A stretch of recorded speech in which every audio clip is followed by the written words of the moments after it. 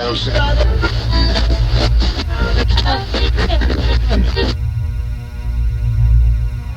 we welcome into Noise11.com, Rufus Wainwright. Great to have you here. Great to be here. And congratulations on the recent marriage, too. Thank you so much. Yeah. Yes, I was married in August to my now husband, Jorn. So I know we're having our honeymoon apart in Australia. No, I'll see him soon. Well, you tend to have, I guess, a more advanced government in America. At least Yes. Obama is making sort of movements towards, correcting, some sort of very strange attitudes from the past. No, I was quite surprised when I got here because I didn't know what the deal was here, but that there is in fact no gay marriage here. Isn't Sydney the gayest city on earth or something? They so say it claims to be, yes. Probably because there's no gay marriage, but yeah. So and certainly Obama having acquiesced, I guess, and changed his mind and been convinced of the right way. In my opinion, it's a big deal. It's a big deal.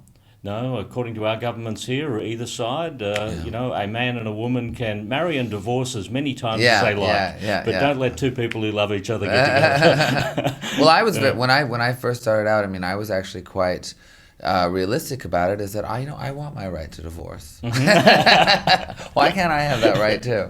Yeah, true. Well, you're a dad now too. Yes. So I am. Lots has happened in your life since you were here last. Yes. Yeah, no, I have a daughter, Viva, who's 18 months, and I have this new album, and I'm married, and I'm in Australia. It's a whirlwind. Yeah, for wow. sure. You are having the quite a different lifestyle to a few years ago. Then, yeah. What's it like having a daughter for the first time? Well, I mean, I was with her a lot when she was born for a couple of months, and then I made sure to be around at least once a month to see her, because she lives in California and France while I live on the East Coast of the United States, and.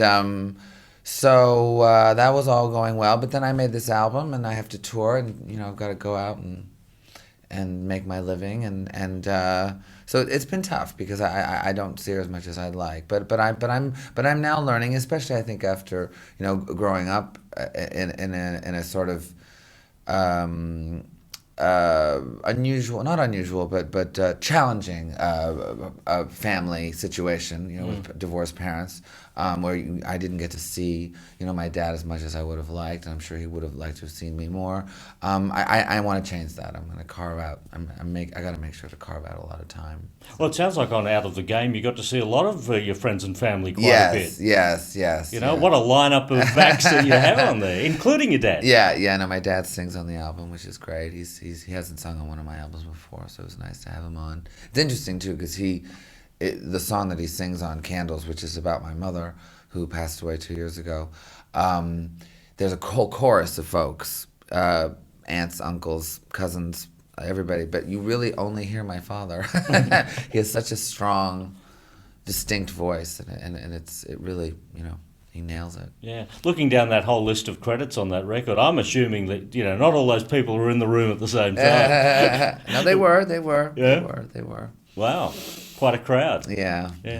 Are they all close friends? Like Sean Lennon's on there and Jenny Muldaur on there? Yeah, no, pretty much. I mean, the one I didn't know the Dap Kings too well. Those musicians who and I wouldn't call them close friends at this point.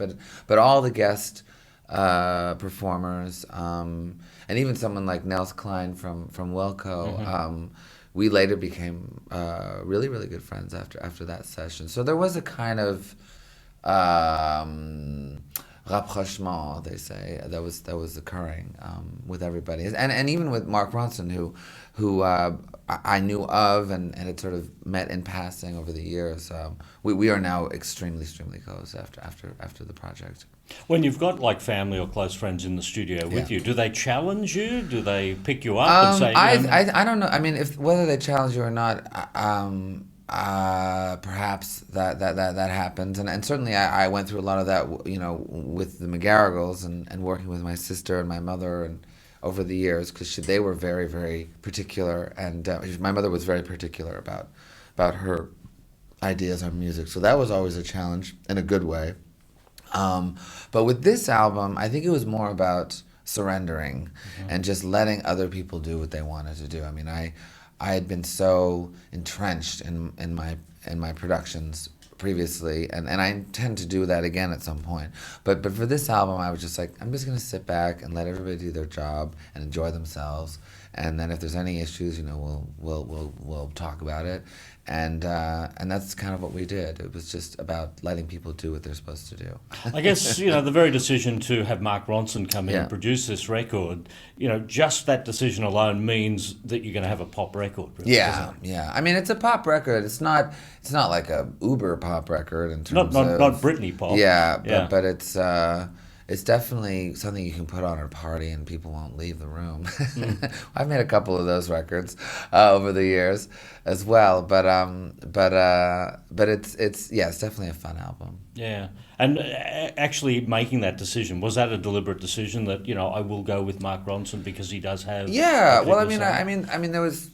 Yeah, there was practical reasons, especially considering the previous album was just me alone at the piano, and was very dark and very with Shakespeare sonnets involved and French songs. I mean, I was really allowed to totally disconnect artistically. But so therefore for this project I had to kind of come back down to the peeps and do something that was more somewhat mainstream, but still, very Rufus as well. Was the fact that the previous record was rather dark? I mean, you'd come through that sad, tragic time with your mum, who was a marvelous performer over the years. She was incredible. Many times listening to her records over the years. But was that something that drove you to that point with the record? With this record, with the previous record. No, I mean the last one. I mean, whether it was the Songs for Lulu, the album, or the opera that I wrote, Prima Donna. I was, which was for a 70-piece orchestra and opera singers and stuff. I mean, I was definitely in need of arch intensity to kind of just almost gnaw on through the grief, something to really occupy all my faculties so that I didn't have to think of reality. But, you eventually have to, and you go through that storm, and then now it's just really about enjoying life and just having a fun time. Yeah, putting the video together, recruiting Helena Bonham Carter to get in there must have been a lot of fun. Yeah, no, she's a really good friend of mine, and I've known her for many years, and she's so game. It's a little scary, and she's also such a kind of classy movie star at the same time. I mean, she can be so down to earth and so effete as well. She's really, it's interesting her the way she operates. Well, that whole movie star thing. I mean, when I saw you the last time down at the National Theatre in St Kilda, I couldn't believe it when Princess Leia walked out on stage. Carrie Fisher was a very good friend of mine. No, that was so much fun. You just happened to be in town at the same time? Yeah, she was doing her run of Wishful Drinking, I think that was the show. And so, we hung out a lot. And she's been wonderful over the years in terms of, giving me some perspective in terms of, showbiz and all that can happen to you. Oh, yeah. Well, I guess, she came through, a difficult family life. Yeah. Was it as difficult for you? Well, I think there's parallels, but there's also extreme differences. And, certainly I think we can relate to each other on a certain level. And perhaps that is, whether it's with Carrie or Sean Lennon or Teddy Thompson, for instance, who's actually in my show. There's this kind of showbiz family creed that we all know. But on the other hand, I mean, Liz Taylor was, her mother's nemesis. So that's different from my situation.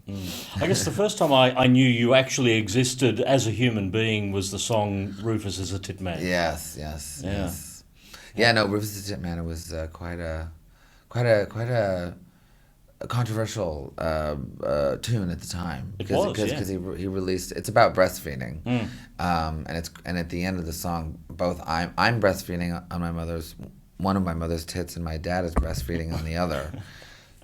which when it was released in the late 70s, it was, right at smack when, like, 'cause feminism was at its height, and there was, a lot of anger about it from certain quarters. Yeah. Are you sort of distanced from that song now? Can you sort of listen to it and sort of take yourself out of the subject? It's a fantastic song, and I always loved it. I was 4 years old and screaming out in the audience, like, sing the tit song. Yeah.